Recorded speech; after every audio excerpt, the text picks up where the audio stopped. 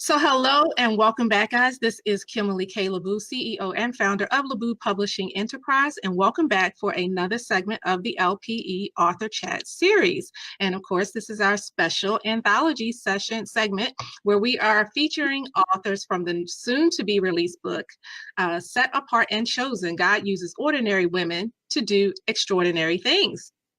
Our special guest today is Dr. Jia Joyce Conway. She is the mother, wife, grandmother, evangelist, author, teacher, preacher, and certified Christian life coach. She is the CEO and founder of Changed from the Inside Out Ministries, LLC, a women's empowerment life coaching ministry. Dr. Conway's life is devoted to empowering women and teaching them to embrace their place of purpose, greatness, and destiny. She lives a life that is committed to education, empowerment, and esteeming the lives of others. And this is an example of what true change looks like when a woman says yes to God. Through her books, teachings, and preachings, she transforms the lives of women toward living their God-ordained lives and releasing their pain. Dr. Conway believes in the power of change toward purposeful living. She lives a life that demonstrates the power of exchanging pain for purpose, bitterness for beauty, and fear for faith. Her life's mantra is purpose to change and change on purpose. I was just welcoming you back for another segment of the LPE Author Chat series. Thank you for joining us today. Thank you so much for having me, Miss Kimberly. You're welcome. So your chapter in the book is The Ugly Duckling. So first of all, I want to ask you, what made you say yes to this project?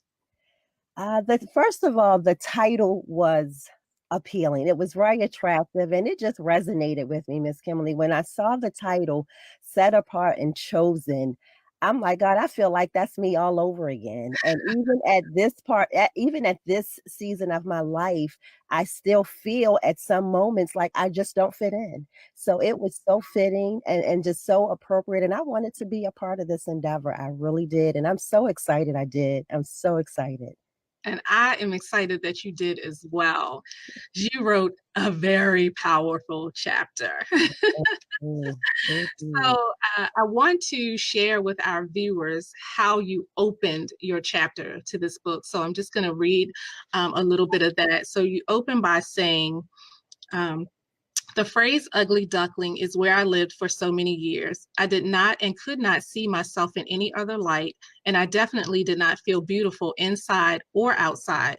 For years, since the age of 9, I carried around ugly scars that left me feeling bruised and damaged on the inside. Damaged, ugly, unworthy, and useless goods. This is truly how I felt about myself as a young girl transitioning into womanhood.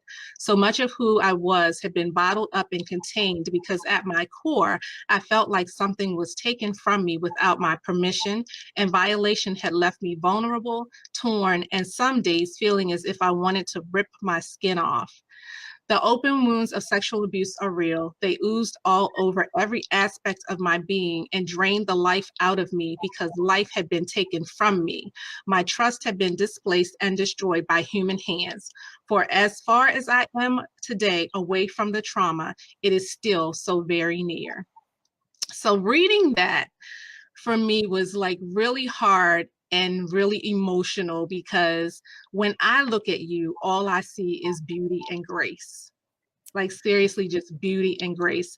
And even the editor for this book, she put comments in the margins for your chapter, and she wrote something like, it made her sad because no girl should ever have to feel that type of pain. So tell me, what was it like for you to write from what is clearly such a raw place of emotion for you? Every time is new all over again because you relive it. I want to say, I would love to say it gets easier. And it gets easier in the sense that I no longer am ashamed, but the pain is still a raw nerve. Wow. It still takes my breath away sometimes when I go to write it, say it, speak it. and even just sometimes have to even believe that it was me. Um, Yeah. so you never forgive it, but you outgrow it. Wow. You Wow. outgrow it. Wow. Well, I'm glad. I'm glad that you do outgrow it. I know it never disappears, but I'm glad that I have my own stories to tell, and that we press forward and still are able to go forth and do those things that God has called us to do. So I am grateful for that as well. You said for 19 years I did not face the pain of abuse and unforgiveness. My healing had to begin with me and God. So what was the turning point for you? Kimberly, the turning point for me was when I felt insufficient and inadequate as a mother. Mm, It's you can't love genuinely if you don't love yourself. true. And when I had my first daughter, I felt like it was love by exception. You have no choice. You're about to birth a life, and you're about to be everything that this little life knows. Yeah. And she would never know my inadequacy. She would never know how insufficient and just how broken her mother felt. But when I looked at my daughter, now Jasmine, 22 years old, I'm like, God, I have to be better. I Mm, have to be greater. I have to love from a place where I know that it's just the overflowing rivers of living water, rivers of living true and authentic love that has been on the inside of me from a place of wholeness and completion. I didn't want to just feel like I was going through the motions. She mhm. deserved better. She deserved better than that. And that was my breaking point. I just was tired of pretending that I knew how to love. Mm, wow. That's deep. Pretending that you knew how to love versus actually being able to love. That's powerful. That is really powerful. And then so we really, folks, we are not really giving the whole chapter away, but these are just things that stuck out with me for this, and I really just wanted to be able to share a little bit of it with the viewers. You have to get the book or pre-order the book from Jia to read the full story, but your story is just incredible and impactful. And so at the end of your chapter you wrote, lastly, I learned to be grateful. I am grateful for those who hurt me and those who have helped me. Those who hurt me made me grow up and realize my own strength. So how does that strength show up for you now? It shows up for me now, Kimberly, because I realized two very important things. Mhm. One, I don't have to accept what people just want to give me. Mm, I don't have to accept that. When you come to realize who you are in God, and I say that because I don't even think who we think we should be would do ourselves the justice that God does. wow. I couldn't even be who God says I am all by myself. So Mm, in knowing who God is, I've come to know I don't have to just accept what people want to deliver me. I don't have to just accept their inadequacies because I just believe the best of everybody till you show me different. And right. secondly, pain doesn't have to be learned, but pleasure does. Mm, Pain will show up, it will induce a response, and you have two choices. You either going to respond or you're going to ignore it. But the intensity of pain doesn't allow you to ignore it. You must address it. So I've made the decision that pain won't have dominion over my pleasure because once you've tasted and saw how and see how good it is, you don't give it that power. So I just don't have that capacity to give pain that power anymore. I don't have that capacity to give people that space on my front row anymore. Either yeah. you for me or you against me, but either way, I'm gonna rock it out. I'm gonna Hey, rock it out. I know that's right. And that's what I see in you. That's the Dr. Gia Joyce Conway I know. Man. That is very powerful. So, what do you want people who read your chapter to gain from your chapter? I want people that read my chapter to gain a couple of things. But what's really important to me that they walk away from my chapter with is that You don't have to live defining yourself by what you went through. And I Mhm. know there are many sisters, there are many brothers that have suffered at the hand of some type of abuse, some Mm. type of trauma, something that's taken something from them that make them believe even this very present hour that they're not worth living the best version of their life. And I want them to just know that as long as there is a God that sits on high and looks down low, there's always second chances. The most powerful tool that we possess is the tool of forgiveness and self love. You'll never possess anything more powerful than those two things. And the reason being is because once you've done those within yourself and you are not waiting for someone else to give those to you, because some of the problem is, Kimberly, is that some of us are still waiting for sorries that'll never come. We're Yeah. still waiting for people to love us back that don't even love themselves. We're still waiting on a love that don't love itself.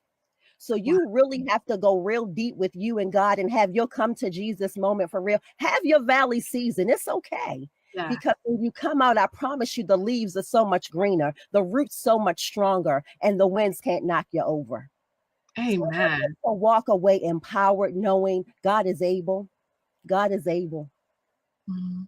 God is And able. so for somebody who's listening to you, um, talk about, that forgiveness and everything, what would you tell them? Because that is a struggle for many people. I mean, I walked through that season of unforgiveness for a long time, and I realized that God could not use me while I was still in that season, not fully like He wanted to, until I was able to do that.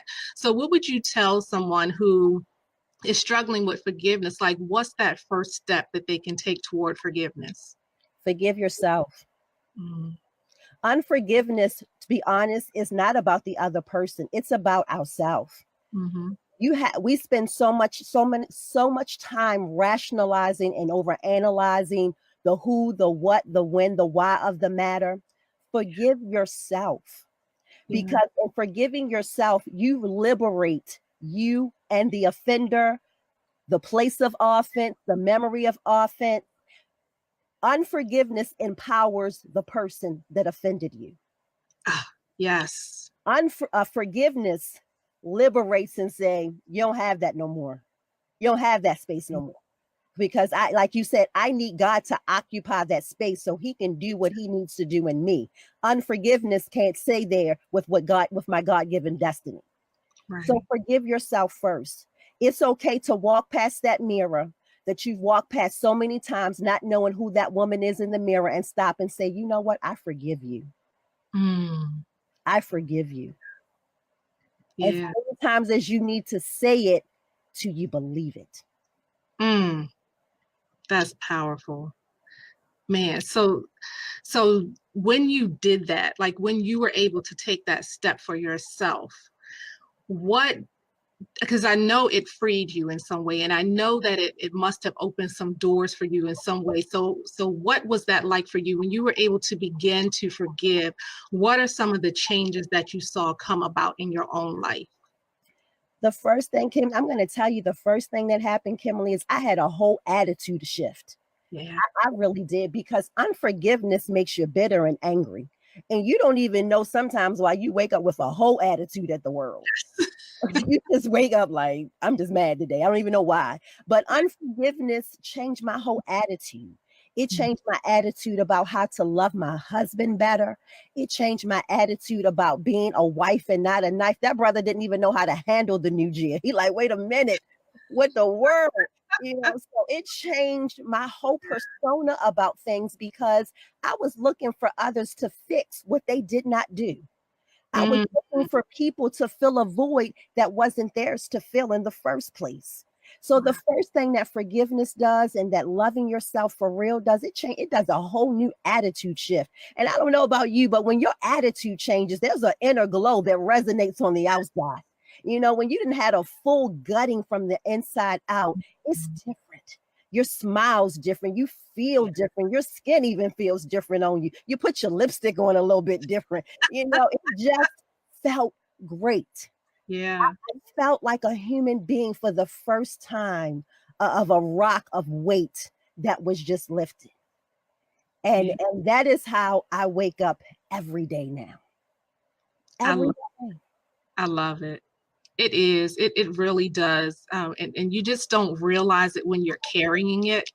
That is blocking up all these different things in you. Yeah. But boy, when you release that thing, when you figure it out, like Yep, you just said, it's just a whole different ball game, a it is. whole different ball game. And like you said, it has absolutely nothing to do with the other person and everything to do with you. So that is awesome. So Everything. I think that chapters like yours, they raise awareness, and more important, I think they help to bring about healing. Amen. So, what advice would you give to someone who's thinking about writing about a painful topic, such as the one you chose to write about? The advice I would give them, Kimberly, is first of all, you really got to be ready to be transparent Mhm. and not worry about the naysayers, the onlookers, those that are going to be for you, those are going to be against you. You just got to really be ready to be transparent because there is healing in your transparency. Mm. Secondly, write freely. Don't be ashamed. Don't worry about don't worry about who's gonna frown upon you or who's gonna have something to say. People gonna have something to say whether you do it or whether you don't do it. But I would say you have to really be in a place where you're ready to be transparent. Mhm. And understand that what your story is about to release. Because if you never tell your story, the sister that's waiting in the corner or the brother that's waiting in the corner never get to even realize that healing is even possible, that they really can be released from the bondage and the mental heaviness and just the overhaul of abuse. They never come to that point of awareness because they're still hiding behind the veil of shame and that they don't deserve this and that they deserve that. So be ready to be transparent because I promise you this. And the one thing I've learned, Kimberly, is that my trials and my tribulations, for as much as I would have loved to not have had them, are not about me. Yep. Our life's story, our life's trials, tribulations, our victories, the whole kit and caboodle is because somebody else is reading the pages of our lives and waiting for the outcome. So Yeah. it's never about us. We may not always want to share it because we feel like people can't handle that. But the Mhm. problem is you judging my story anyway, and you don't even know me. So why not tell you the truth? Why not tell you why I walk now with my head high and my shoulder square, and I don't walk with the ends of holding my head down because I understand the hell I've went through to be at this place. So tell your story. Tell it uninhibitedly. Tell it without apology. Tell it knowing that the grace of God is sufficient to bring you through it and will definitely bless the works of your hands. So tell it, but be ready to be transparent. Mhm.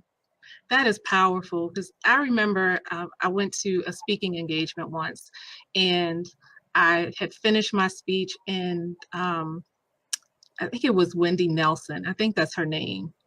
One of the Nelson brothers, twins, wife in Baltimore. She Okay. was at that same conference and speaking, and she grabbed me afterwards and she told me, she said, "You were supposed to say more than what you said today, but you didn't because you felt like the people couldn't handle your truth. Mm, Told me never to do that again." And yeah. every time I think about that, it just gives me goosebumps. So what Mm, you just said about that is so true, that sometimes we're so afraid of releasing our truth because we're worried about how other people are going to handle it, yes, when there are other people that need us to go ahead and step up and tell our truth so that they know how to handle it. Like, absolutely. we're worrying about the wrong folks. Yes, yes, yes, yes. Wow. I just, oh man, that's just so powerful. Um, so Leslie, the time always runs down fast, but I want you to be able to tell everybody where they can find you, those who have showed up to support you, where they can pre-order a copy of the book from you, and then anything else you want to share about your other ministries, because I also want you to tell people, like, um, the where you are now. Like, you went through all of that, but where are you now? Ah, thank you so much, Kimberly. Where I am now, um, I'm still in awe of where I am now, first of all. I truly live a life of peace. joy, and happiness. I'm not saying every day is a day of tulips, but I will tell you one thing for certain: I don't carry that weight and shame anymore. That was such a burden. By trade, I am an advanced practitioner and I work in private practice in Pennsylvania. By God's ordained purpose, I am an ordained evangelist, a preacher of the Word of God, a life coach for women, that I absolutely enjoy seeing women just become that best version of themselves. It is nothing like seeing that aha moment of, oh my God, I've been living in this shadow of, I don't even know who that person was back there. But to see them come full force has been amazing. Last year was just amazing to see one of my clients participate in an anthology with me, The Power of Betrayal, and be transparent about her story. That Wow. was a liberating moment. And I was just so godly proud of her for doing all that. And Miss Kimberly, I'm just amazed that God even wants to use my life to do anything. Every time I speak or preach or teach or write, I'm so amazingly humbled that He would choose me. He does the choosing by all measure and by all consequence. And I'm so humbled by the fact that you would choose this little old ugly duckling to even impact anybody's life. So where I am now is just, I believe, still walking out purpose, coaching, preaching, teaching, writing, and just always keeping my ear to the lips of God. I don't want to miss what it is He wants to have me to do. Pastor Karen said today, we must remember that at the heart of everything that we do, it's about souls. Yes. It's about souls. So if that is what God will have upon my life, thank you, God. I'm grateful. Yeah. I'm grateful. Amen. And so where people can find me and reach me, obviously you can reach me on Facebook. It is by my name, Jia R. Conway. My website is www.giaconway.com, and you can pre-order our new book from my site and read all about me there as well and what's going on in my life right now. And you can also reach me on Instagram by the same measure, Jia R. Conway. So that's where I am. Grateful, happy, and just again so very excited about this project. A beautiful swan. That's what you are. Thank you. Beautiful woman of God. I thank you for taking the time out to come back and share about your chapter in Set Apart and Chosen. God uses ordinary women to do extraordinary things, and you are definitely doing extraordinary things. So I thank you again for joining us today. Well, thank you, my sister. Always a blessing. Thank you so much. You're welcome. And to our viewers, thank you so much for joining us for another edition of the LPE Author Chat Series, our special anthology edition with authors from the book Set Apart and Chosen. God uses ordinary women to do extraordinary things. Thank you for joining us, and we'll be back again tomorrow with another amazing author. So thank you guys. Take care and be blessed, and we'll see you right back here tomorrow. Bye, guys. Bye.